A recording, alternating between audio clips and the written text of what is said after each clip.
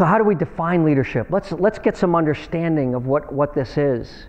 We've got a bunch of words up there. And I used to define leadership as the ability to influence others towards a goal or an objective with voluntary support. That's how I used to define it. The ability to influence others towards a goal or an objective with voluntary support. And about 6 or 8 months ago, with my team, we're sitting there talking and we're working on a few things. And at about the same time, I got an email from Alice and Laura saying they wanted to do this workshop. They wanted to get something different in here and talk about relationships. I'm like, really? That's interesting. Because my new definition of leadership is the ability to build relationships so that we can achieve our goals together. The ability to build relationships. And again, the problem, the difficulty, the challenge for most of us is experience alone is a horrible teacher. We've got the wrong grip, and we need to figure out how to build relationships because we do it unconsciously. We do it out of habit. We do it by rote. And we keep doing it over and over again and find ourselves in difficult situations, difficult relationships. I think there's a better way. Are you interested? Just go like this. Yes. Just quiet, not too loud. Don't get too excited about building positive, interdependent, strong relationships. Don't want to get too excited. So here's the problem. In most cases, according to a lot of research, people don't leave companies, they leave their boss.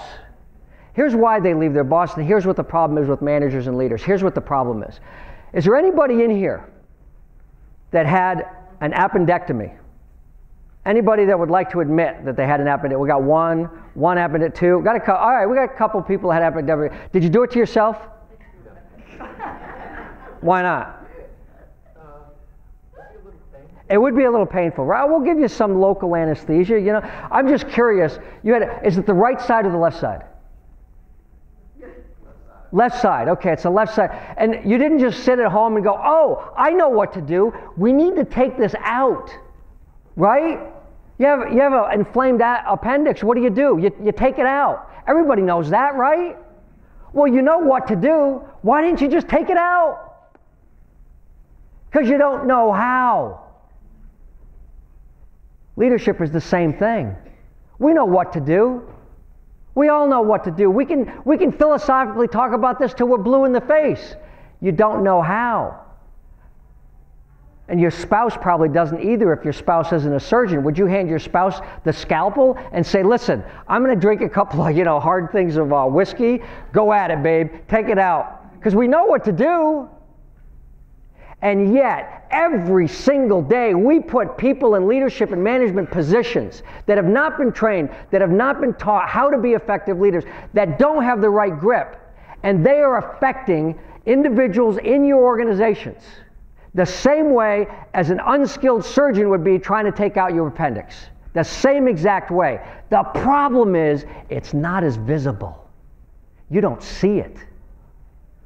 But this is really what got me excited. Yes, my mission is to make good bosses into great leaders. But what got me excited about this is I want to get rid of bad bosses. I'm sick of it. I'm tired of it. Gallup says 82% of the time we pick the wrong person to be in charge. 82% of the time. That means we get it right 1 in 6, 18%. And yet all the research says about 30% could do a pretty good job of managing and leading, and 10% will do a great job. 30%, you would do better to pick a name out of a hat in your department.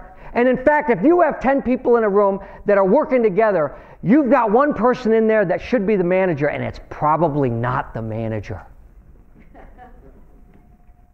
According to the research, it's probably not the manager. And you know what? It's not the manager's fault.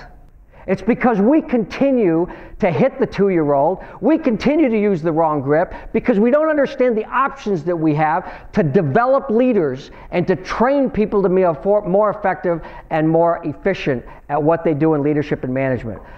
Do you know that when people leave a company, it costs you 150% to 450% of their annual salary every time you have to replace somebody? 1.5 to 4.5 times their salary. The higher they are in an organization, the more it costs you, and the multiplier is higher. And yet, we continue to do the same thing because it's not visible.